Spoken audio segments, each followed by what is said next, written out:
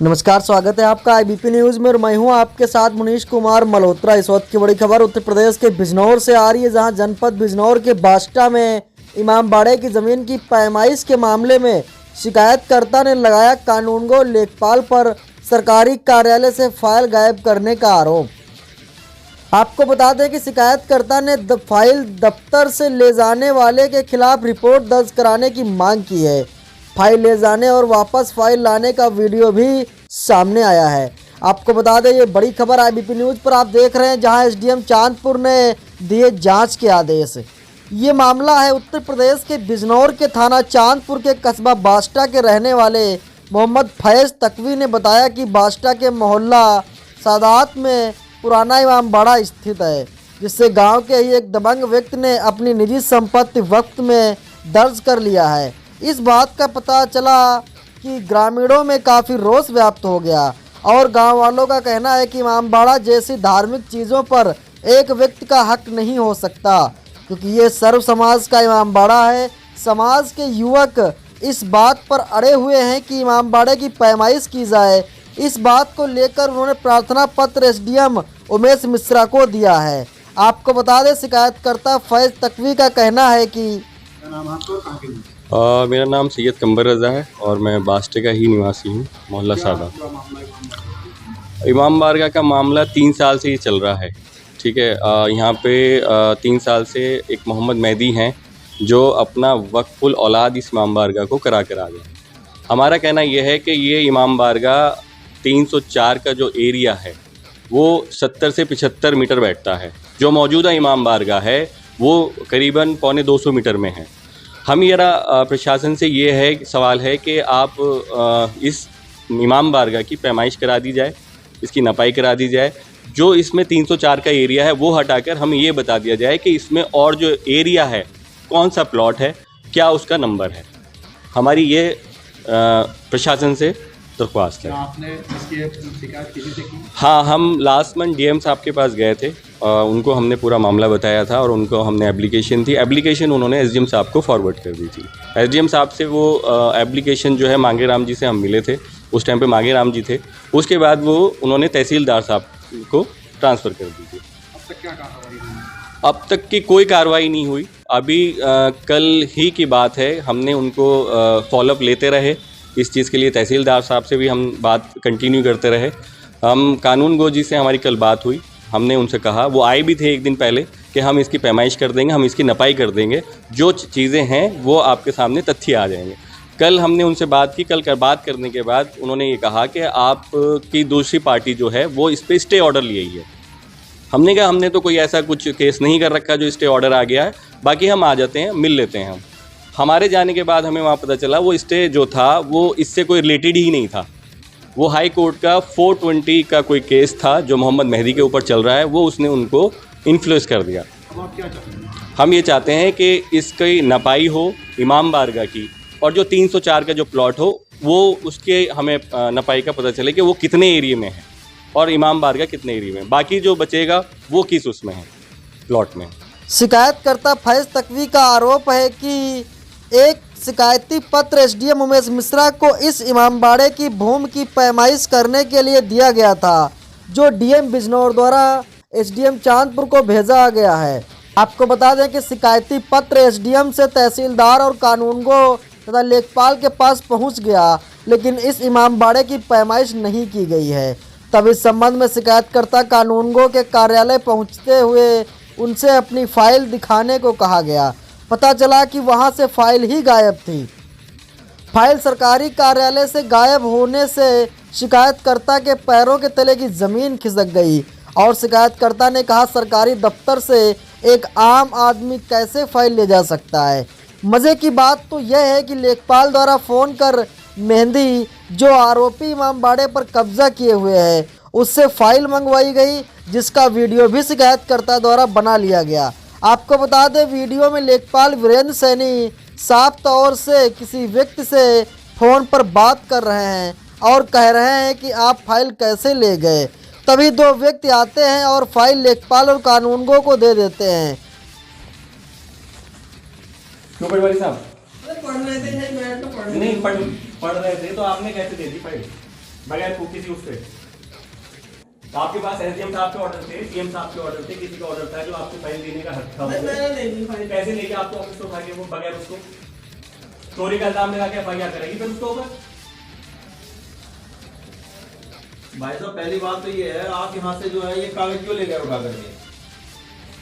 नहीं क्यों पढ़ रहे आप यहाँ कागज भिजवाइएगा तुरंत। नहीं आप यहाँ कागज भिजवाइएगा। हमारी कॉन्फिडेंशियल फाइल आपने कैसे दे दी उनको?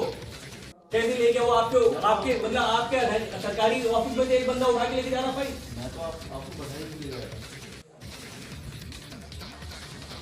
मैं ले जाऊँ यहाँ से उठा के कुछ चीज आपकी? मेरे अंदर है इतनी हिम्मत सरकारी ऑफिस में आके सर? फिर आपने कैसे दे दी? और आपने एकदम से जनाब जब आपको बोल दिया गया था कि नफाई है, तो आपके पास कोई एसडीएम के ऑर्डर थे या डीएम साहब के ऑर्डर थे कि आपको नहीं जाना वहां पे? 3 साल की मेहनत आपने हमारी पानी में मिला दी। कॉन्फिडेंशियल फाइल इन्होंने जो है इन्होंने दे दी सब तुमको, उठा के ले गया यहाँ से चोरी करके। वो कानूगर साहब के सामने ही ले गया वो। पटवारी सर आप तो देखते हैं इसमें तो। अरे भाई साहब यहाँ मैं कैसे आप मुझे बताइए ले कैसे गया वो फाइल यहाँ से बिना उससे? अरे आप ये बताओ, जब यहाँ कागज हमारे रखे हैं तो आप कैसे उठा के ले गए? अरे बात चल यार, ये यहीं को बैठे थे।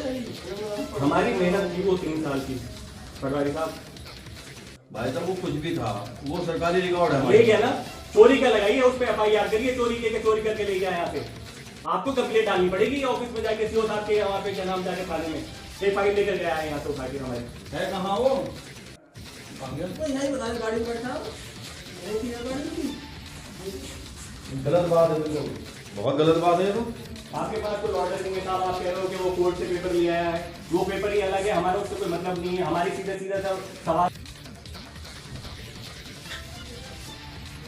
हाँ ये ले गए। चलो बाहर को आके खड़े हुए यहाँ नहीं आएगी आइए आप आइए साहब, आप आपको आप आ जाइए, आप कोई बात नहीं, कोई बात नहीं।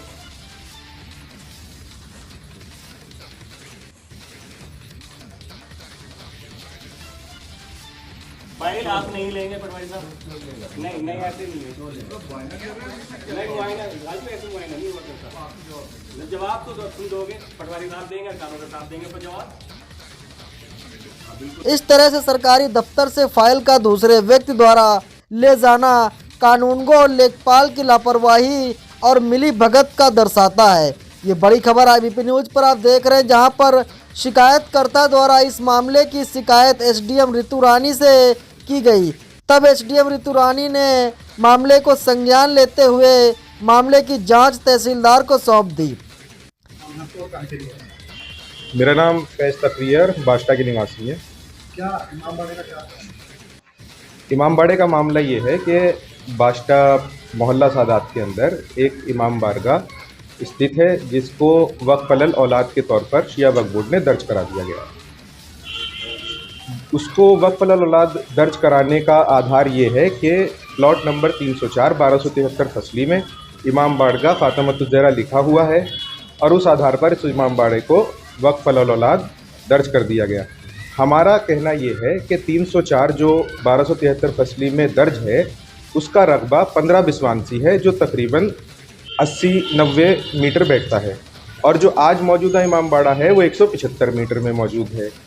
तो हम ये चाहते हैं कि क्योंकि वो सिर्फ 90 मीटर नहीं है, 304 नहीं है, उसके अंदर दूसरा भी हिस्सा मौजूद है, तो उसको वक्फ अलल औलाद से हटाकर वक्फ अलल खैर में डाल दिया जाए। जो फाइन वाला मामला है, देखिए, इसके लिए हमने एक एप्लीकेशन दी थी डीएम साहब के यहाँ पे, उमेश जी के यहाँ पे। उन्होंने उसको फॉरवर्ड किया एसडीएम मांगेराम जी के पास, और वो पहुँची तहसीलदार मैडम से कानून गो और पटवारी जी के पास में। वो फाइल पे हमने जब बात की तो उन्होंने कहा कि वो आएंगे यहाँ पे पैमाइश करने के लिए, और इस चीज़ को पैमाइश करके हमें लिख के दे देंगे कि भाई कितना है इमाम बाड़गा आज की डेट में, और 304 प्लॉट नंबर कितने एरिया में था। तो उससे क्लियर हो जाएगा कि क्या सिर्फ 304 इमाम बाड़े में है या उससे अलग भी कोई दूसरा हिस्सा इमाम बाड़े में आता है। जब उन्होंने हमें 2 दिन तक कोई जवाब नहीं दिया तो हम उनके पास में गए। जाने के बाद में हमने उनसे पूछा कि भाई आप हमारी फ़ाइल तो दिखाइए कहाँ है। तो उन्होंने कहा कि फ़ाइल यहीं है, इधर ही है, आसपास में है। और जब हमने ज़्यादा प्रेशर डाल के पूछा तो उन्होंने बताया कि भैया आपके सामने वाली पार्टी आई थी और वो उसे पढ़ रही थी, पढ़ते पढ़ते वो यहाँ से उठा के ले गई। जब हमने हंगामा किया, उन पे ज़्यादा ज़ोर डाला तो उन्होंने उनको फ़ोन करके बुलाया और फिर वो आके वापस फाइल दे के गए। ये वीडियो में आपको साफ दिख जाएगा। जब इस संबंध में एसडीएम ऋतु रानी से बात की तो उन्होंने बताया कि वीडियो सामने आया है जिसे तहसीलदार चांदपुर जांच कर रही हैं। जांच में जो निकल कर सामने आएगा उसी के आधार पर कार्रवाई की जाएगी। बादशाह का इमामबाड़े का प्रकरण चल रहा है क्या? अभी पूरे मामले की जानकारी मंगाई गई है। जो भी कुछ जानकारी है वो तहसीलदार महोदय मुझे अपनी रिपोर्ट प्रस्तुत करेंगे उसके बारे में। इसमें विपक्ष का आरोप है कि एक फाइल जो है वो चोरी हो जाती है यहाँ से तहसील से, और फिर जो लेखपाल है उसके कहने पर वो फाइल वापस लाकर लेखपाल के हाथ में दे देते। क्या है? मैंने जैसे ही मेरे सामने वो वीडियो आई, मैंने संबंधित अधिकारियों को तुरंत निर्देशित कर दिया कि इस प्रकरण की पूरी जांच करवाई जाए, इस वीडियो की पूरी जांच करवाई जाए। अगर कोई भी दोषी है तो संबंधित दोषी व्यक्तियों के खिलाफ तुरंत कार्रवाई की जाएगी। बड़ी खबर IBP न्यूज़ पर आप बिजनौर से देख रहे हैं, जहां पर बिजनौर में इमामबाड़े पर एक आदमी ने कब्जा कर लिया है, जिसके संदर्भ में ग्रामीणों में रोष व्याप्त है। और वहीं पर आपको बता दें, फैज़ तकवी ने इसकी शिकायत भी की है, परंतु अभी तक लेखपाल और कानूनगो ने, जबकि इस इमामबाड़े पर बिजनौर डीएम ने भी आदेश कर दिया था, फिर भी अभी तक इमामबाड़े की पैमाइश नहीं की गई है। अब देखना यह होगा कि क्या लगता है इस इमामबाड़े की पैमाइश हो पाएगी या फिर नहीं। Bureau report Aqib Hussain, Bijnor, Uttar Pradesh.